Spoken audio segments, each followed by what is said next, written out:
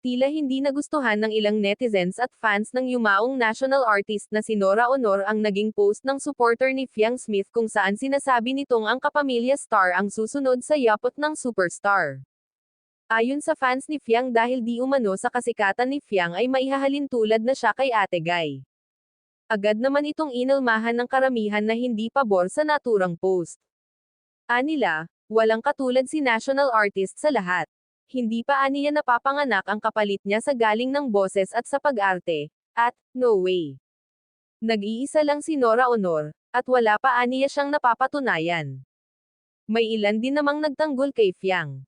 Ani nito, itaga nyo sa bato, si Fiang ang magiging pinakasikat na artista sa Pinas in 2 years kaya naniniwala ako na kaya niya maging next Nora Honor, at, malaki ang chance na maging superstar si Fiang.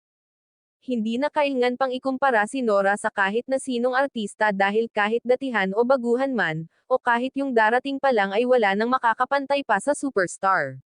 Hindi na mapapantayan pa ang na-achieve ni Ate Guy sa daigdig ng pelikula, telebisyon, musika, radyo, teatro, at maging sa pagiging endorser, ngunit hindi rin naman pwedeng baliwalain ang kasikatang meron ngayon si Fiang, lalo na't napakarami rin naman ang kanyang tagahanga.